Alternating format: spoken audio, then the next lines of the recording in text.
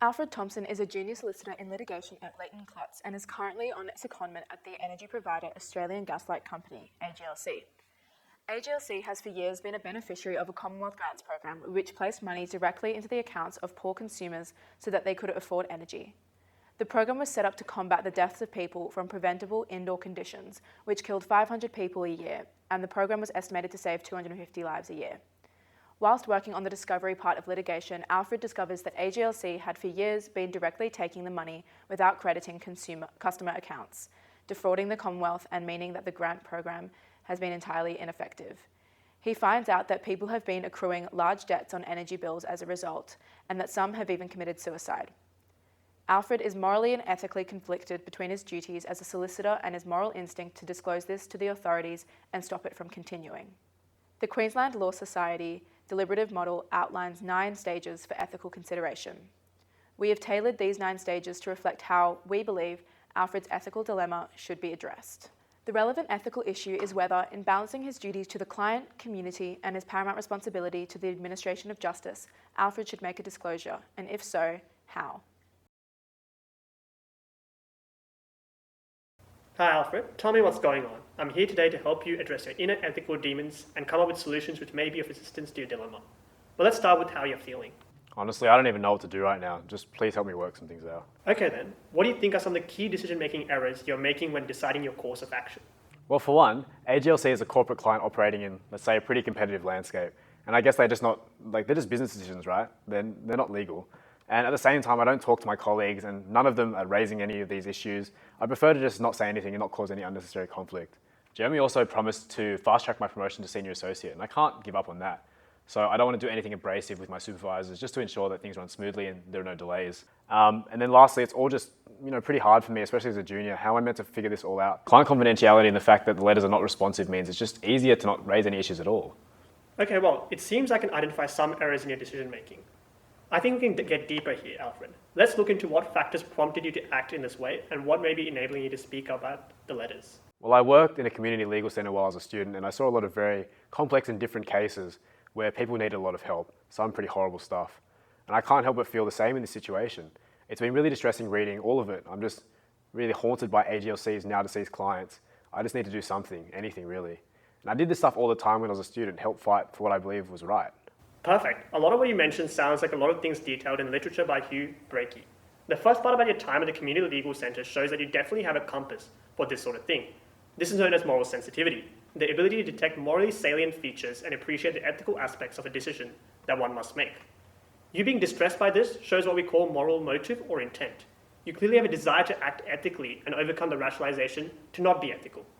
And finally, you sound like, at least in a professional capacity, like you have the moral competence to successfully implement these decisions. Now that you've established what is helping you speak up, let's look at what is stopping you. Yeah, well, no one else in my discovery team has raised any issue with the letters, so why should I even bother? But also, strictly speaking, the letters are not responsive to the discovery request anyways. And disclosing would just cause significant delays and potentially place my career in jeopardy. It's not worth the risk, especially the 2 weeks accrued leave and the fast-track promotion is really, really enticing. And I just can't give that up. And just between you and me, there's a comment is starting to take away time from my hobbies and I really like pizza making, and that stress is really making me feel quite depressed. And I can't even talk to Jeremy, my supervisor at LC, or Jin, my supervisor at AGLC. I don't even know the name of the person who sits next to me at my desk. On top of it all, with long hours, I just feel like running away, really.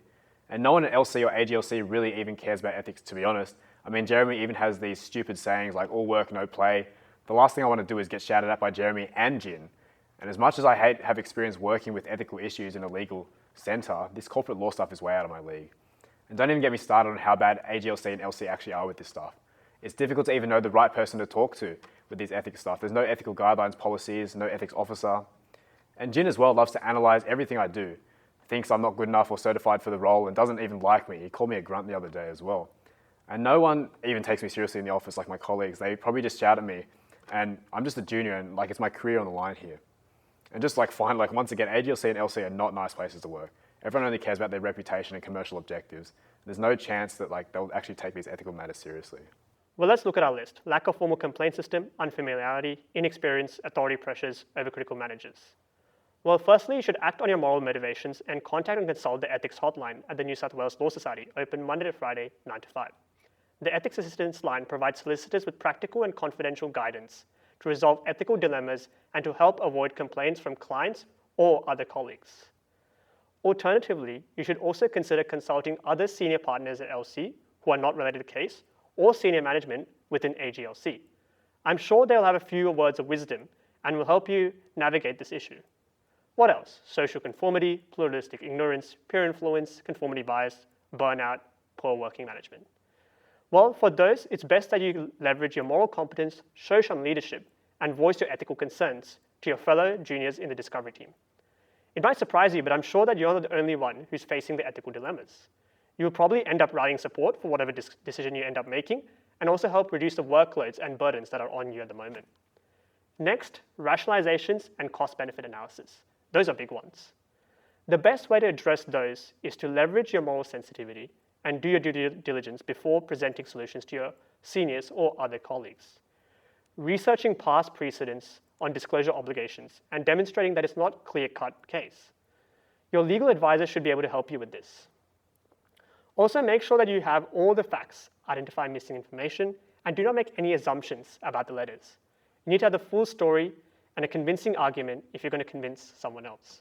Finally, fear of repercussions, incentives, and work culture. I would suggest that you clearly map out the short-term and long-term consequences of not taking actions for AGLC, LC, and the respective senior management. Make it personal, but not confrontational.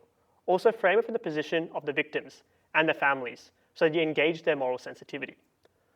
Also, construct dialogue trees and prepare scripts which you can practice.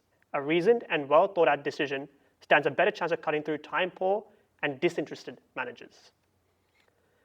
It's too late now, but sounds like your firm could benefit from having an ethics policy or even a designated ethics officer.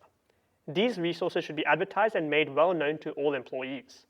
Also, in the future, it would be helpful for LC to integrate practice groups and firm-wide training sessions, which include role play of mock ethical dilemmas. Training will also allow employees to develop scripts, improve general firm culture, and the relationship among senior and junior lawyers. Finally, having partners dedicated to organizing secondments should help with client integration. But that's it from me. All the best with your future decision. Alfred faces 4 options. The first being to disclose the information via discovery. The second is to disclose to the relevant authorities in the interest of the administration of justice. Thirdly, Alfred can counsel the client to disclose, and the last is complicity in the client's best interests. These interests would likely include the confidentiality of the documents to maintain the company's image, not face disciplinary action, and maintain profit margins.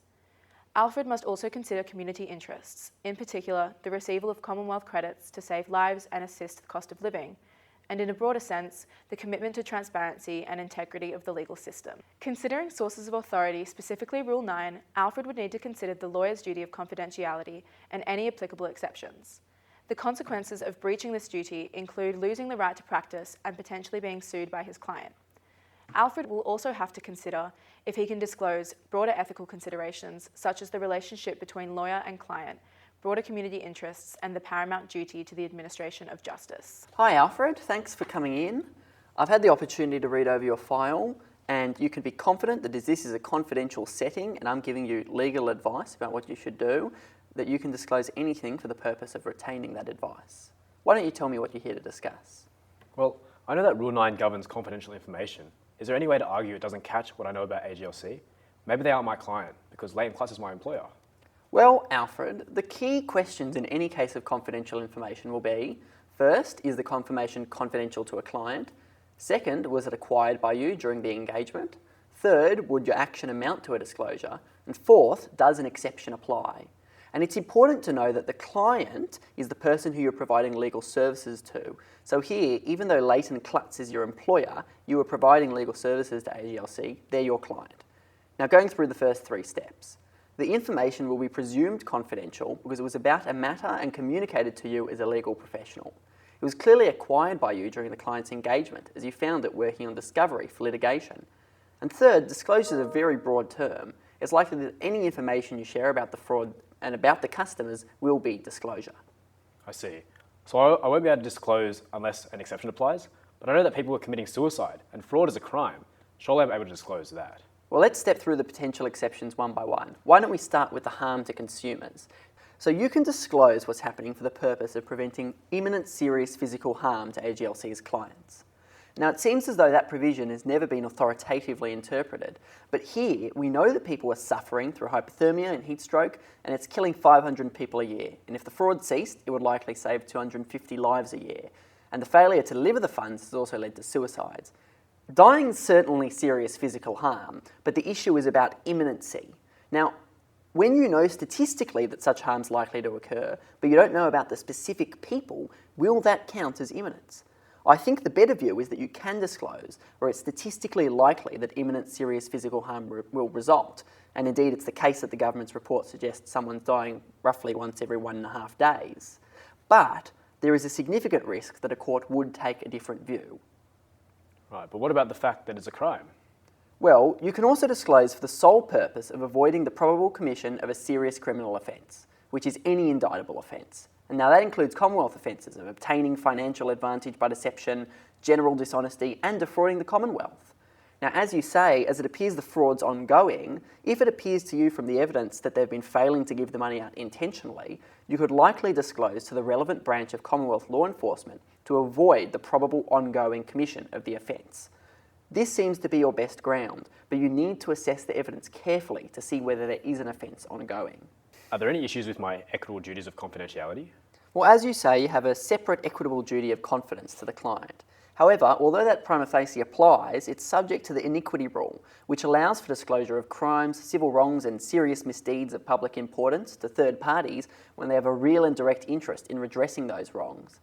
Now, given that, as we've discussed, it's a serious criminal offence, as well as likely a misdeed of public importance, you could disclose that to the public authorities.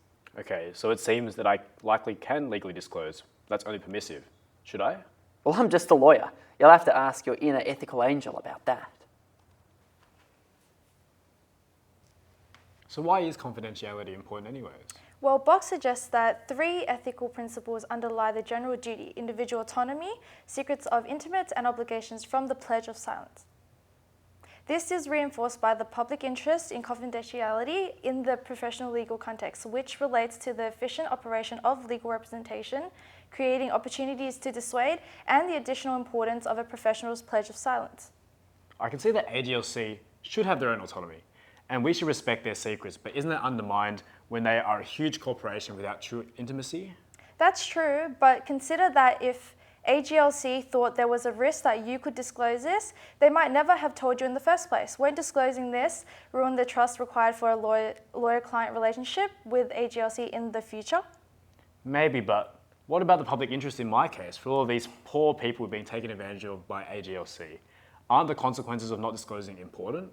Although some zealous advocates like Justice Dean think of this duty as being fairly absolute, moral activists or consequentialist approaches, as well as most responsible lawyers, suggest that each case must be analysed individually, with attention to the interest of justice and guarding against the potential for lawyers' confidentiality to be abused or involved in corruption of the administration of justice. Exactly. If I don't disclose this, could lead to suicides, and will almost certainly cause people to die and be injured by hypothermia and heat stroke. Also, now that we know this and have to actively make a decision in discovery, a failure to report involves us in AGLC's covering up of a serious and ongoing criminal offence. You will have to balance between these consequential and moral arguments for disclosure against your client's specific interest and the broader public interest in confidentiality. Different lawyering approaches might lead you to different results. But which one should I follow? I'm just an angel. That's a decision you'll have to make. To gain further guidance and consultation, Alfred should consider talking to a colleague about his findings, or perhaps go to his supervisor and advise him of the issues uncovered. This may lead to internal action addressing the issue. In regard to consequences, Alfred may face the loss of his job, damage to his reputation as a lawyer, and/or disciplinary action for his breach of confidentiality. The consequences for the client would be damage to the company's reputation and resulting loss of clientele and profits, and would likely face disciplinary action. These consequences, however, must be balanced with the justice that would be achieved for the community when making a decision. Australian Federal Police, how can I help? Hi, yeah, I'd like to report a crime. Now that the decision has been made, Alfred should reflect on his consideration of the ethical dilemma by, for example, summarising a diary note of his ethical deliberations, including the actions he was proud of and perhaps what he would do differently if faced with another ethical dilemma in the future.